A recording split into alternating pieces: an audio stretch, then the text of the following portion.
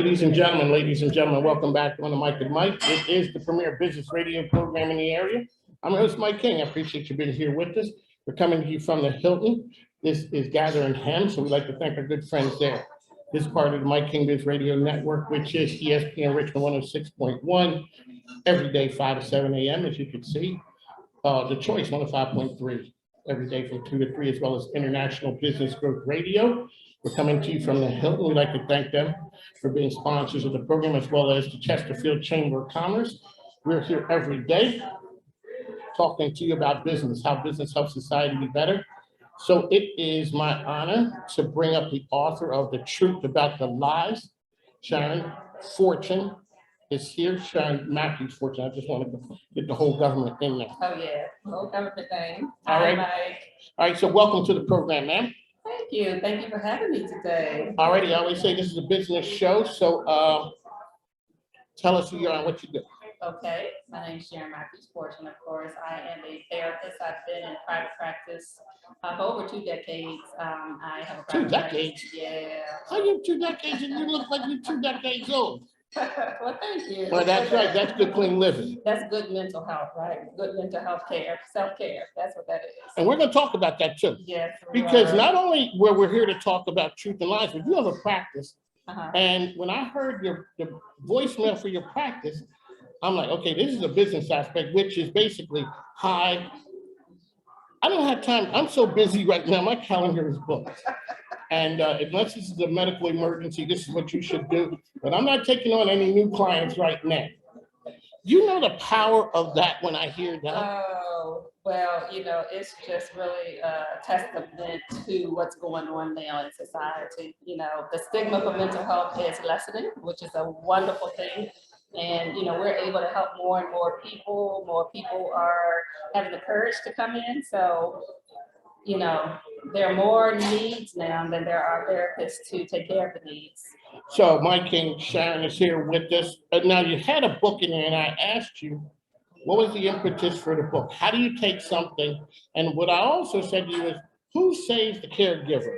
Because I asked you, how do you not have all the things that you hear stick to you? Yeah, you know, it takes practice to get to the place where you learn how to separate the caregiver from the personal life. And, you know, that takes a lot of practice. And I have actually mastered that. I am 110% in the office when I'm there. I give 110%. But when it's time to go home, I have to shift gears. Was that a gradual process or was that? Very gradual, yeah. And when did you realize the light came on and you said, okay, I just left the office. I heard something really tough today. I left it at the office. You know, really, when it really hit home for me was when I had my daughter in 2000. When I had her was when it hit home. That's when I knew I had, you know, to really shift down and to leave work at work and to be able to take on my other full-time job of being a mom and a wife when I got home. So we're going to get to the book in a minute, but see, one of the good parts about having a radio show is this is a therapy session right here. So I talked to a young person, and you know what they said? So your daughter is 22, 21. 22. They said their whole life has been turmoil. Yes. Yeah. War, well, pandemic, financial crisis after financial crisis. And they're going to possibly look back and say, boy, those were the good old days. I mean, no matter how bad the times that you grew up in. Right. But I did grow up in some good times. Now, the 70s were, I was something in the 70s and 80s. Yeah. This is just a shell of for 2022. So talk about what that means when you hear people, even younger folks, come from a mental standpoint, the terror and turmoil that they've gone through. It is, you know, we're living in unprecedented times, Mike. I think it's helping to grow a lot, though. You know, I think it has shifted their perspective and given them a really, really clear indicator of what's important and what's not important. You know, I think their focus has shifted away from superficial things to things that have meaning and give importance to life. I think connections are deepened, are more heightened now because of the pandemic. You know, I think families have really, really benefited in a lot of ways from this shut in from the pandemic. And my daughter, you know, if I can speak for her, her relationships with her friends have become a lot more concrete and purposeful. More than the superficial. I guess pre-pandemic, we were just going 100 miles an hour, and we didn't know because that was the speed of life. Right. If you stepped off the treadmill, it was because you were not mentally strong enough to stick to it. Exactly. And then the whole world got sent home one time out. And, you know, and everybody was activities driven, events driven and activities driven. And the pandemic stopped all of that. I was a salesman. I was out messing with people, crack at dawn, oh, dark, dirty, knocking on doors, messing with people. All of a sudden, you can't do that anymore. Right. Exactly. And you're sitting home and you look at the whole, but it wasn't because I was alone. They sent everybody home. Everybody home sitting there looking at each other like, okay, what are we going to do now? Yeah. All right, we are going to shift gears to your book. And I got to touch on the book cover and the colors. I kind of wonder, ma'am, one of Mike, this is investigative journalism at its best. Ma'am, why are the colors black, white, and red? Because, you know, when you think of lies, you think of black and white. You know, okay. Red is warning sign. Trouble, exactly. So, you know, it just happens that I'm a Delta. I was kind of, I didn't know. I thought it just happens, you know, that I'm a Delta, but those colors were really purposeful. That is true. So shout out to the other Deltas out there. Shout out to that, you know, so my sister, Kerry King is a Delta. Shout out to Dr. Wilson. I know you're going to take some heat. As well as Kim Martin. Those are some of the favorite DSTs who are down in the area. So, alrighty, let's talk about the book. And I asked you, what was the beginning that you knew you had a book in? And you told me you wrote it by hand. I wrote it by hand, 2013. That's old school. Yeah, old school. You know, the book really wrote itself because, you know, as I was gathering information, I was writing, not with the intent to write a book. I was just keeping, you know, diligent notes and, you know, things that I knew I was going to incorporate into my practice. I was going to help women to start to live in truth. So I started just writing. When I started to realize that there was a very, very unconscious pattern that women were, what I was encountering a lot with women who'd never seen each other before, didn't know each other, different walks of life. But their stories. Story was the same. The story of telling themselves was the same. You know, I kept hearing the same things over and over and over again as they were doing what they thought was coping with the betrayal from the cheating. They were actually creating a pattern of self-deception that was leading to them separating from themselves. And if you're going to separate from yourself, you know, I mean, they were separating from their values, they were separating from their boundaries, their standards were lowering. They just didn't really have faith in themselves as far as decision making. And the common stories that I continue to hear them tell themselves just made me say, they don't know that they're doing this. So we need to really, really bring some heightened awareness to what's going on so that we can really start to heal. On the mic with Mike, ESPN Richmond, we're coming to you from Gathering Ham. We are here. It is our good friend's birthday. It's Dr. Danny's birthday. Dr. Danny is in the building, and she got the whole green crew right there. So we got pastors there. We got the recent grad. We even got Big Papa and the missus here with the youngest of the Greens. So shout out to them. Shout out to all the good folks here. Danielle Fitzhugh, Chesterfield Chamber is here with us. We are here at Gathering Him. Lisa Trani is here as well. So we're here talking to you. When you wrote the book, did you ever go back and look at some of the things you wrote? Or when it was over, and when you went back, you look at it, you said, "Ooh, Lord." Yeah, I do. I look back at it and said, "Oh, okay. I think this is really great. I think this is going to heighten awareness." But there were also things that I felt like should have been added to, you know, other things. But you know, we can always do a sequel. Definitely. I was going to ask you, is there another book in it? There are probably 2 more in it. Yeah. When the truth about lies was done, did you know it was done? I knew it was done. Yes. When it was done. I knew it was done. I had over 400 pages that I had written. So. Old I school had style. to- So you had, all right, so Yeah. here you had another lifetime of typing that up now. Exactly, yeah. Had to end it at some point, but the information really flowed. And, the book talks about the character image that the woman morphs into as she's trying to cope. So I had like 8 character images that information was just really fitting into really seamlessly. So I had the blind, the manipulator, the finger pointer, the helpless, the savior, the settler, the compromiser, and The compromise, now, I've seen and heard the savior. uh-huh. Is that the same for men and women? Not quite. Not quite. No, not quite. Not quite the same for men and women. No. The savior for women, she typically will take on the responsibility of fixing him. Oh, yeah. Fixing what's broken. She takes the responsibility for repairing their relationship. She didn't do it, but she's taking the responsibility. So she's going to manufacture a better him. Okay, so here on the mic is Mike. This is totally scientific. This is from years and years of research. The idea that men always want their wife, girlfriend to be the same person they were when you met. Uh-huh. Yeah. 40 years in the game, I'm still talking to my wife about stuff from, yo, girl, remember 1982 when we're doing that stuff. Now, it's just my opinion, there's no fact or statistics behind it. Mm-hmm. Women always want their husband to be better. They don't want the same one, because it's just like, man, you gotta be better than. Yeah, we see potential, How come we don't see potential? We see what it is. I know, coaching me, I get coached up every morning before I leave. Yes. I get the coaching talk, Mike.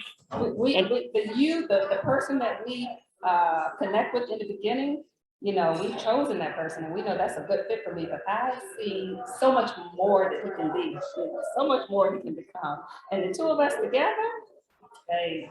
So what you guys are doing is looking out the front window. Yeah. We're looking in the rear view. Well, we start with the end in mind. Ladies and gentlemen, okay. Now, we got to explore that point right there. The end in mind, which is how can this relationship get? Are we on what you want to talk about? Is this part of it? That's part of it. Okay, because this, I know you aren't taking on any new clients, so I'm trying to get this on the free tip, which is, okay, so the end in mind. So women make accommodations for that men don't make. And even if a woman is choosing a man where, the situation is not ideal, I'm looking at one of the characters is the dreamer. And the dreamer is really dating the man that she sees him being in the future. Not necessarily who he is today. She sees potential in him. So she's dating the potential of who he's going to be in the future, hoping that that potential is going to materialize. The dreamer seems to be kind of like, okay. The dreamer seems like it'd be a good girlfriend. Yeah, well, maybe the finger pointer is really a cheating man's dream because she doesn't hold him accountable for anything. The finger pointer. Yeah, she's pointing that finger at everybody. It's everybody else. How he was raised and all that, but she's not holding him accountable for anything. So the finger pointer is girlfriend type number 1. Yeah. There you go. On the mic, that's what we do. We bring it to you here. So how can people find the truth about lies? It's on my website, SharonMFortune.com. It's on Amazon. They can order it off of Amazon directly. And I'm going to start uploading to Barnes & Noble and Books A Million within the next couple of weeks. Okay, so congratulations on the book right there. When you're done, and we talked about the business aspect of it. So you got the writing part, everything done, and now we get to how do we take this and turn it into what we're seeing right here? That's nice to the cover. Who did the? A girl in Ukraine actually did it. Okay, well, she got the essence of it with the scissors. We went back and forth for a while. I told her what I was writing about. I told her what I had a vision of what I wanted it to look like. And we had probably about 10 different covers and came up with this one. I was like, that's it. And you knew that was it. I knew that was it. The scissors were red at first, but I said, no. Yeah, that might be a little bit much. That might be scary. I mean, it's enough with the scissors. I mean, you get the impression that. We're gonna cut through lies, right? Yeah, but you know, scissors have a whole different meaning to men when it comes to trouble. That's for sure. And having them red would take it to. Yeah. Thank you, ma'am. That really. So, what would you want women to know?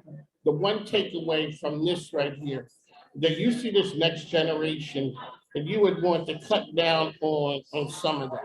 I just want women to stay true to who they are. You know, really, really stop abandoning themselves in order to fit into circumstances and other people's world.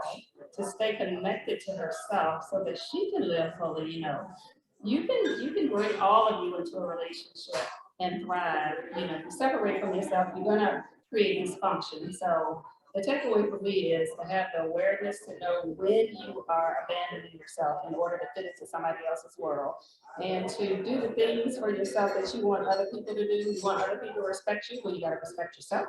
You want other people to love you, you gotta love yourself. You want other people to respect your boundaries, you have to respect your boundaries. There used to be a time when they said societies were driven about how women were and what they would accept from men. We kind of got away from some of that. Yeah. A lot. Yeah. Well, that's a good thing though, right? And well, the good part about it is that men just can't run roughshod about a lot of things because we don't see very far down the road. Yeah, you know, we don't. And I know because I've been in the game for a long time. Okay. And when my wife says, Mike, can I talk to you? The question is, what did I do? Because clearly something happened. Something happened because a lot of times men, we don't see clear. And the lie is really sometimes just to cover up. Yeah. So I got in trouble. Now I add a little bit more to it, And sometimes women think that, what am I on? This is a therapy session? This is really that men try and cover up and do things so they don't hurt women. Right. And the easiest way is to tell a lie because once outside of mom, the wife, girlfriend, or whatever, you know, she's looking at you like, Exactly. and you don't want them to get that that shaking, that disappointment because men don't know how to deal with that. 22, I'm 62. And all it says is basically you're disappointed in you, all of that. And it's just like, so did you do that? Well, here we go with the half truth. Yeah, but it's interesting that you bring that up because, you know, you may look at this title and think the book is just for women, but men, I've gotten great feedback from men too, you know, that they read it, they got some insight from it because sometimes, you know, the lie is, they think that the lie is harmless, you know, and they're lying for a reason, so it's justified. But they got to see the, you know, the long-term effect of the lies and the effect that the lies have on the women. So a lot of men grew their knowledge of themselves as well. Because a lot of times we don't look at that part. Mike King, Sharon Mathews Fortune is here with us. The book is called The Truth About the Lies, What Women Tell Themselves to Keep Them Stuck with Cheating Men. So there's a saying that said, you know, kind of like when good girls go bad, they're going bad forever.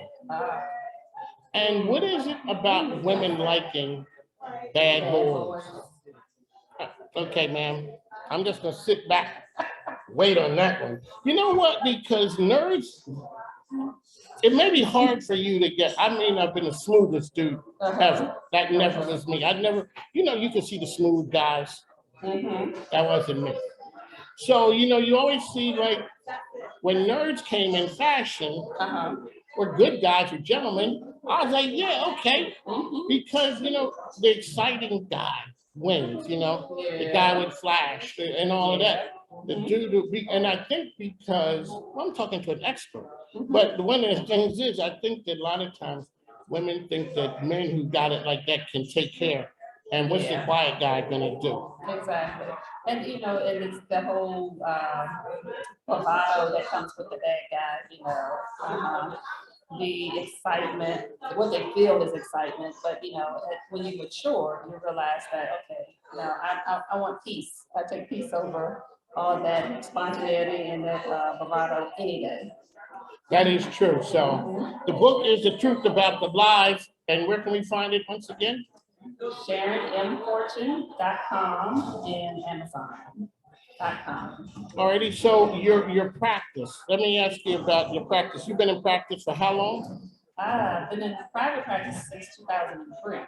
Okay. When did it get to the point where you were like, okay, you knew you had to, you knew you were good at the, okay, you could do the counseling part, and I always say this is a business show. When did you realize, okay, from the business aspect of it, I can do this? Well, When somebody starts off with, well, Mike, they get ready to give it to you. Well, let me tell you something. there's a story. I started off as an accountant. My undergrad degree was in accounting. You look like you'd be an accountant. You know, straight, okay, so you're going from straight up with the numbers to straight up with people telling lies. Yeah, exactly. Okay. Yeah, so I know how to audit things. To get Yes. to the truth, you know? Yeah, that is a very good one. I gotta take that one home. So, you're auditing the truth. Yes, Because exactly. it's just, that is a good Yes. one. That is, yes, we're gonna do an audit. That's right. That's what we No, I do. better not take that one home. Nah. Yeah, so the business part of it actually came naturally because I had been in business for 7 years before I changed careers. What was it that made you change the career? Sometimes you see a person as an accountant, that's who they are. They hang out their shingle and they're in the guy. You went from hardcore numbers to having people like me talk about the problems, like, you know, hey, I thought I was okay. But Well, I chose that career when I was 18. You know, it was what people told me I was you were always at. good with numbers? I was always good with numbers. So, you know, accounting was the thing, like, oh, well, you should major in accounting, you know. Mike had gone all the way through the CPA review, paid big money for the review, was about to take the CPA exam, and I said, you know what? I gotta be true to myself. This is really not the way I want to spend the rest of my life. This is not the career that I want. So how did you go into it's a long way from, you know, number bean counter to saving the world. There really is. There's a whole bunch of stops. Yeah, I was actually auditing psych facilities, nursing homes, hospital systems. So the human. You were in there. Side, yeah, exactly. And I felt like I was on the wrong side of the table. So yeah, I switched. So all of a sudden, what was the switch? What was the business environment where you come from? Very structured, corporate, CPA, counting numbers, to the other side. It's not as easy to count the wins. Yeah. Well, the business side of the private practice, you know, I thought I was getting away from a lot of paperwork. It's just as much paperwork in human services. It's probably a little bit more. Yeah, so I didn't get away from the paperwork, but I had the structure. So that was a good thing. I had the structure of keeping, you know, track of things and being accurate and being in compliance. So that helped a lot. Now you talk about the human side of it. That's me. That's who I am at my core. You know, I was always the person who was sitting outside with my friends. I was the mediator. You know, I was always the person. You were the caregiver.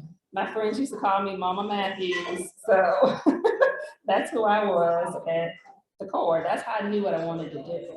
And it just kind of all, you know, came together full circle. All righty, on the mic with Mike King here. Sharon is here talking about the transition from being an accountant to an author to a therapist. Ma'am, always ask what's in here. What gives you hope? What gives you hope? You hear a lot. So I'm asking you. The thing that gives me hope is people having the courage to try.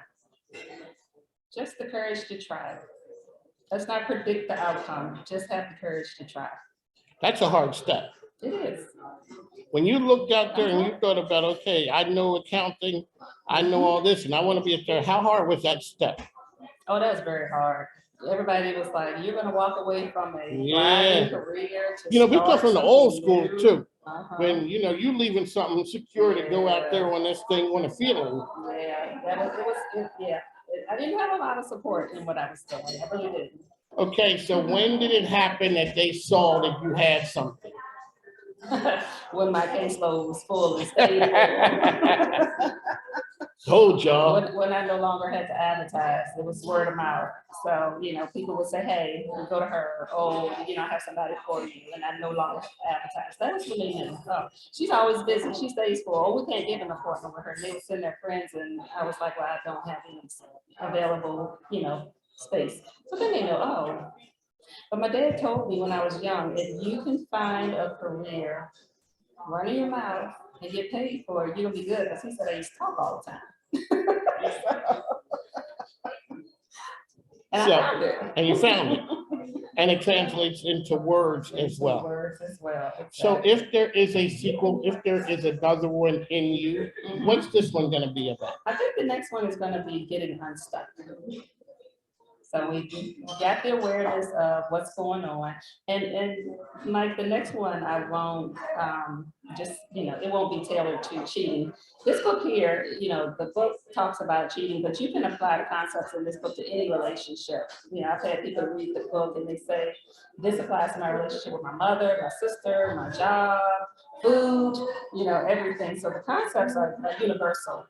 So the next one is gonna be getting unstuck, getting out of your own way. People, we get stuck in our way because it's what we know. Yeah, exactly. All right, this is On the Mic with Mike, ESPN Richmond 106.1. We're at the Hilton. We're coming to you talking about life, lives, and the truth, and getting down to what makes people happy. So you said get out of your own way. Yes. Have the courage to try. There we go. All righty. One last time, how can people find you and your outstanding book out there? Okay. Visit me at Sharon, SHARON M Fortune, FORTUNE.com. All righty. On the Mic with Mike, ESPN Richmond. That's where we are. This is the Mike King Radio Network, which is ESPN Richmond 106.1, the Choice 105.3, as well as International Business Growth Radio.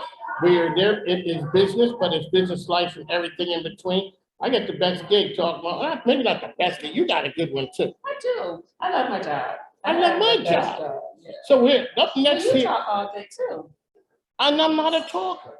You know what I do? I talk to people that I know. Okay. And that's why I wear my name on everything, so that I don't have to talk to people and introduce myself. Okay. Because as you can see, I keep my crew kind of small. Yeah. And it's kind of like in here. Okay. And what we do is, it's kind of like the merry band of people who believe in doing good that we can make business, make people be better. Mm-hmm. So, that's what we do here. We're putting words to an understanding that what you do makes a difference. We talk on radio, we talk in TV, we talk all over the place about giving people opportunities, the voice of the voiceless. Last year, we donated 19,000 minutes of free airtime to nonprofits, and you know how we do it? How's that? I call up Danielle and say, hey, Danielle, I got this idea. You want to buy something? You want to sponsor the program?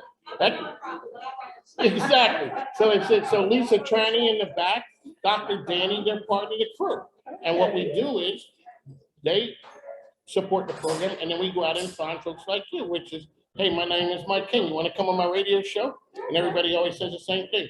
Who's Mike King? And then they look, and they're like, oh, okay. Yeah, then he's everywhere. I know. Trying to fool them. This is late for me out here. So On the Mic with Mike, we got to run. Make sure you check out our sponsors and advertisers. I always say the microphone ain't free. Plus my grandkids need stuff. So then make sure that we're out there taking care of ourselves and taking care of each other. It's kind of tough out there right now, but I do believe in the good in man and women too. Thank you. I don't want to be getting in trouble. And shout out to all the doctors out there and the DST. Dr. Danny's an AKA, but we ain't saying nothing, we don't keep things. Some of my best friends are AKA. You know what? Is that a Southern thing, which is God bless you, bless your heart. It's some of my best friends. Okay, so here we got folks walking into the building. We got my man Kelvin Oliver. KO is here. Yes, he is. Kelvin Oliver. No, he's an AKA. No, he is a the hell. You're AKA? Okay. No. Kelvin Oliver is an alpha. I'm sorry. I gotta go before I pull a Nick Cannon and I'm off the radio. We gotta go, ladies and gentlemen. Sharon Mathews Fortune is here. Make sure you go check out our book. We're gonna promote this. You gotta come into the studio and we're gonna do some promos for this and get the word out. Okay. So on the mic, you gotta run, you gotta go. Take care, folks. Thank you. Thanks.